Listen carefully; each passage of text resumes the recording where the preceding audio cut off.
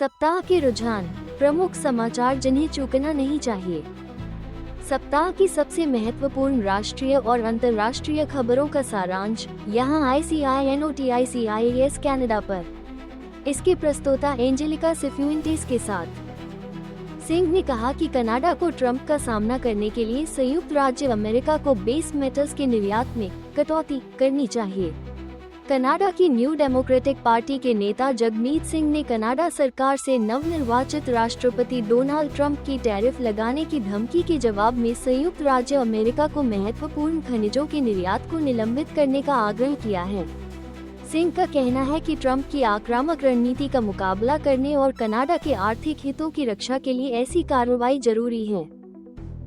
महत्वपूर्ण खनिज जो मोबाइल फोन, सौर पैनल और इलेक्ट्रिक कार बैटरी जैसी आधुनिक प्रौद्योगिकियों के निर्माण के लिए आवश्यक हैं, दोनों देशों के लिए रणनीतिक संसाधन हैं। जगमीत सिंह का मानना है कि उनके निर्यात को प्रतिबंधित करने से अमेरिकी प्रशासन पर कनाडाई आयात पर सामान्य शुल्क लगाने पर पुनर्विचार करने का दबाव पड़ सकता है। 13 जनवरी 2025 से प्रभावी कनाडा पोस्ट अपनी विनियमित डाक दरों में वृद्धि करेगा, जिससे टिकटों की कीमत लगभग 25% बढ़ जाएगी। व्यक्तिगत टिकटें कीमत $1 और 15 सेंट से $1 और 44 सेंट तक बढ़ जाएगी। बुकलेट, रोल या शीट में टिकटों की कीमत 99 सेंट से बढ़कर $1 और 24 सेंट हो जाएगी। यूएस मेल, अंतर्राष्ट्रीय मेल और घरेलू पंजीकृत मेल जैसी सेवाओं की दरों में औसतन 25% की वृद्धि देखी जाएगी। कनाडा पोस्ट का दावा है कि बढ़ती परिचालन लागत की भरपाई करने और देश भर में डाक सेवा की निरंतरता बनाए रखने के लिए ये समायोजन आवश्यक है। कंपनी ने पारंपरिक मेल की मात्रा में उल्लेखनीय गिरावट पर प्रकाश डाला, जो 2006 के बाद से 60% गिरकर 5.5 बिलियन मेल से 2023 में 2.2 बिलियन हो गई है। आधे कनाडाई अपने बिलों का भुगतान करने में सक्षम होने से $200 या उससे कम दूर हैं। MNP ऋण के इप्सोस सर्वेक्षण से पता चलता है कि 44% कनाडाई लोगों के पास अपने ऋण और बुनियादी खर्चों का भुगतान करने के बाद प्रत्येक महीने के अंत में $200 या उससे कम है। उल्लिखित 44% में से 17% का कहना है कि उनके पास $1 और $200 के बीच है, जबकि 27% का कहना है कि उनके पास कोई मासिक अधिशेष नहीं है। पुरुषों 39% की तुलना में महिलाओं 48% के खुद को इस वित्तीय स्थिति में पाए जाने की संभावना अधिक है। जनरेशन X 48% को मिलेनियल्स 43% और बेबी बूमर्स 40% की तुलना में अधिक वित्तीय चुनौतियों का सामना करना पड़ता है। Cubic law firm Periyar advocates द्वारा दायर मुकदमा कॉस्टको पर ऑनलाइन शुल्क के बारे में भ्रामक जानकारी प्रदान करने और भौतिक दुकानों में उत्पाद की उपलब्धता के बारे में ग्राहकों को पर्याप्त रूप से सूचित करने में विफल रहने का आरोप लगाता है।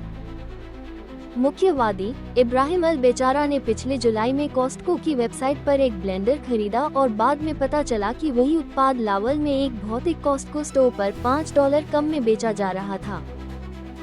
यदि संयुक्त राज्य अमेरिका में अवैध सीमा पारियों में वृद्धि होती है तो क्यूबेक सरकार ने संयुक्त राज्य अमेरिका के साथ सीमा पर 300 अतिरिक्त एजेंटों को तैनात करने की अपनी तत्परता की घोषणा की है।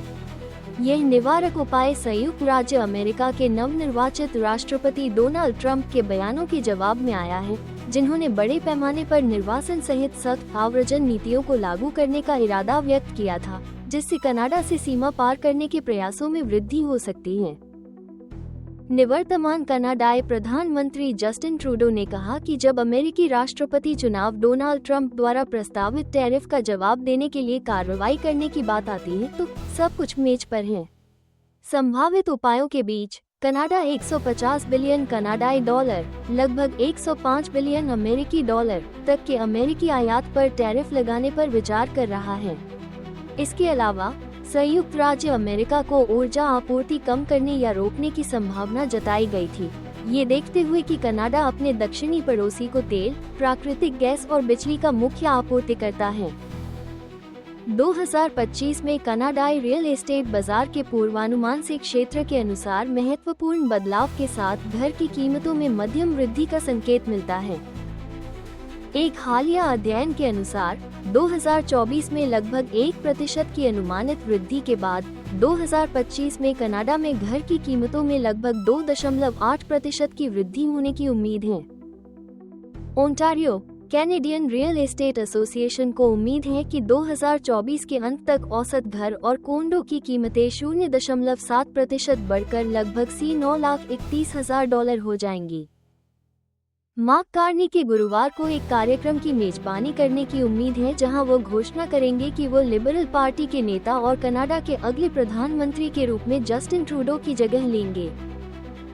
कैलगरी लिबरल सांसद जॉर्ज चहल के कार्यालय ने बुधवार को एक बयान में कहा कि सांसद गुरुवार को एडमॉन्टन में अपने बहुप्रतीक्षित अभियान लॉन्च में कार्नी के साथ शामिल होंगे। उम्मीद है कि बैंक ऑफ कनाडा 29 जनवरी 2025 को होने वाली अपनी बैठक में ब्याज दरों में 25 आधार अंकों की कटौती कर 3.00% कर देगा। संक्षेप में, घरेलू अर्थव्यवस्था पर संभावित नकारात्मक प्रभावों को कम करने और अनिश्चित अंतर्राष्ट्रीय माहौल में आर्थिक स्थिरता बनाए रखने के उद्देश्य से बैंक ऑफ कनाडा अमेरिकी टैरिफ खतरों के जवाब में अपनी मौद्रिक नीति को समायोजित करने की तैयारी कर रहा है। इस कार्रवाई से कनाडाई अर्थव्यवस्था पर नकारात्मक प्रभाव पड़ सकता है, अनिश्चितता बढ़ सकती है और संभावित रूप से आर्थिक विकास धीमा हो सकता है। कनाडा राजस्व एजेंसी (सीआरए) ने 2025 के लिए अपनी वेबसाइट में कई अपडेट किए हैं, जिसका उद्देश्य रिटर्न दाखिल करने और करदाताओं के साथ संवाद करने की दक्षता में सुधार करना है। मुख्य नई सुविधाएं नीचे दिखाई गई हैं। अद्यतन मॉडल T619 सूचना रिटर्न की इलेक्ट्रॉनिक फाइलिंग के लिए इस्तेमाल किया जाने वाला फॉर्म T619 2025 के लिए अपडेट किया गया है। नया संस्करण 13 जनवरी 2025 से शुरू होने वाले सभी इलेक्ट्रॉनिक रिटर्न के लिए आवश्यक है और इसका उपयोग पिछले वर्षों के रिटर्न के लिए भी किया जाना चाहिए, जिनमें संशोधन किया गया है, जैसे कि 2022 T4 दूरसंचार नियामक प्राधिकरण के साथ संचार की सुविधा के लिए फॉर्म T619 पर एक वैध ईमेल पता शामिल करना आवश्यक है। कनाडा की पूर्व वित्त मंत्री क्रिस्टिया फ्रीलैंड ने जस्टिन ट्रूडो के इस्तीफे के बाद लिबरल पार्टी के नेतृत्व के लिए अपनी उम्मीदवारी की घोषणा की है और इस प्रकार प्रधानमंत्री पद के लिए उनकी आकांक्षा है। उदारवादी नेतृत्व की दौड़ में बैंक ऑफ कनाडा और बैंक ऑफ इंग्लैंड के पूर्व गवर्नर मार्क कार्नी भी हैं, जो एक बाहरी व्यक्ति के रूप में दौड़ रहे हैं। एक हालिया सर्वेक्षण से पता चला है कि 82% कनाडाई नहीं चाहते कि कनाडा संयुक्त राज्य अमेरिका का 51वां राज्य बने। हालांकि कुछ कनाडाई अमेरिकी नागरिकता प्राप्त करने पर विचार कर सकते हैं यदि उन्हें कुछ लाभ मिलते हैं। अमेरिकी कार्यक्रमों तक आसान पहुंच के बावजूद अधिकांश कनाडाई अपनी राष्ट्रीय पहचान को महत्व देते हैं और अपने देश की संप्रभुता को बनाए रखना पसंद करते हैं, ये देखते हुए कि अमेरिकी नागरिकता के लाभ कनाडाई बने रहने की उनकी इच्छा से अधिक नहीं है। 21 जनवरी 2025 से प्रभावी कनाडा सरकार अस्थायी निवासियों के परिवार के सदस्यों के लिए ओपन वर्क परमिट (OPP) पात्रता में महत्वपूर्ण बदलाव करेगी। इन परिवर्तनों का उद्देश्य आव्रजन नीतियों को कनाडा की आर्थिक और श्रम बाजार की जरूरतों के साथ संरेखित करना है। आपकी राय महत्वपूर्ण है। ICI न्यूज़ कनाडा के नाम से हमारे YouTube, टिकटॉक, इंस्टाग्राम और फेसबुक प्लेटफॉर्म पर हमें सब्सक्राइब करें और फॉलो करें। सबसे महत्वपूर्ण समाचारों और गहन विश्लेषण से हमेशा अपडेट रहें।